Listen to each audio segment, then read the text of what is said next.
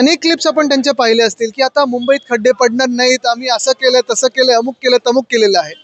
पण स्वतः जे खातं गेले 6 वर्ष त्यांच्याकडे आहे, नगर विकास खातं असेल, घटनाबाह्य मुख्यमंत्री राहिलेले आहेत, कल्याण डोंबिवलीचं 10 वर्ष पालकमंत्री आहे, खासदारकी स्वतःकडे आहे, महानगरपालिका स्वतःच्या खिशात येऊन मुंबईच्या रस्त्यांचे हाल असतील, कल्याणचे हाल असतील, डोंबिवलीचे हाल असतील, ठाण्याच्या रस्त्याचे हाल असतील, आपण सर्वत्र पाहताय. आणि परवा वसई विरारचे काल जो प्रकार झाला, मुख्यमंत्र्यांना आयुक्तांना फोन करायला लागला आणि ती बातमी न्यूजवर यायला लागली, म्हणजे न्यूजला सांगायला लागलं. सहसा आपण पाहिलं असेल तर मुख्यमंत्री कुठच्याही अधिकाऱ्यावर बोलले तरी हे बातम्यांमध्ये येत नाही. कुठे ना कुठेतरी भाजपला पण मिंदेंचे हे घोटाळे अडचणीत आणतायत का, हा एक विचार आहे. पण ह्याच भाजपाने गेले 2 वर्ष मिंदेंना पाठिंबा देऊन आणि स्वतःकडे ठेवून मांडीला मांडी लावून घोटाळे केलेले आहेत. मुख्य गोष्ट हीच आहे की मुंबईच्या रस्त्यांचे हाल हे गेल्या 2 वर्षात जे घोटाळे झालेले आहेत ह्याच महायुती सरकारकडून, त्याचमुळे झालेले आहेत. रस्त्यांचे जे खड्डे आहेत ते आता सर्व मुंबई महानगरपालिका बुजवले जाणार आहेत. मग मला तुम्ही सांगा, गेले 6 महिन्यांमध्ये जे काही पॅचवर्क झालेलं आहे, वाकोला फ्लावर आपण जाऊन पहा, जिथे जिथे पॅचवर्क झालेलं आहे ते बुजवले जात आहेत, पण खड्डे पडलेच कसे? विक्रोळी फ्लायओव्हर पाणी तुंबलं कसं? गोखले पुलाचं जे काही घोटाळा झाला होता की घोळ पण झाला होता, 5,000 रुपये दंड लावलाय. म्हणजे एका बाजूला तुम्ही सांगताय गणपती मंडळांनी जर खड्डा पाडला पुढे चुकून तर 15,000 रुपये दंड, पण रस्त्याच्या कॉन्ट्रॅक्टरनी रस्ताच चुकवला आणि 6 फुटाचं अंतर ठेवलं एका 2 पुलांच्या मध्ये तर 5,000 रुपये दंड.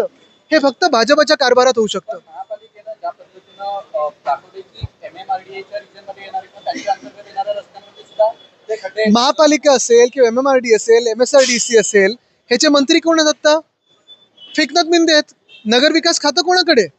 तर एकच व्यक्तीकडे सगळे आता बोट दाखवत आहेत की ह्यांच्या घोटाळ्यामुळेच मुंबईकरांचे हाल झाले, ठाणेकरांचे हाल झालेत, कल्याण डोंबिवलीकरांचे हाल झालेत.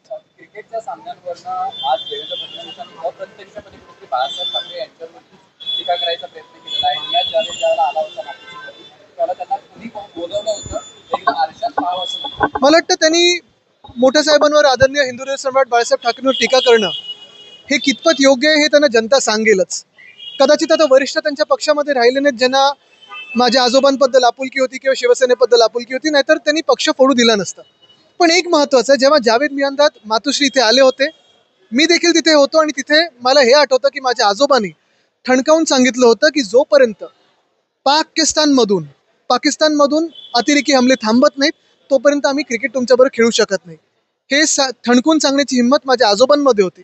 मातोश्रीमध्ये येऊन त्यांनी सांगितलं होतं. पण दुसरीकडे आपण पाहतोय कोणीतरी जाऊन नवाज शरीफचा केक कापून केक खाऊन आले होते आणि बिर्याणी खाऊन आले होते. हे पण कोण होते हे फडणवीस साहेबांनी सांगावं आम्हाला. आणि दुर्दैव हे आहे आज की जे सांगतात की आमच्या रगोरगोमध्ये सिंदूर आहे, जे आता सिंदूर, ऑपरेशन सिंदूर बिहारमध्ये निवडणुकांमध्ये राजकीय दृष्टिकोनातून वापरतील, तेच लोक आपण पाहत आहेत की त्यांनी आता परवानगी दिली BCCI ला जाऊन तिथे क्रिकेट खेळण्यासाठी.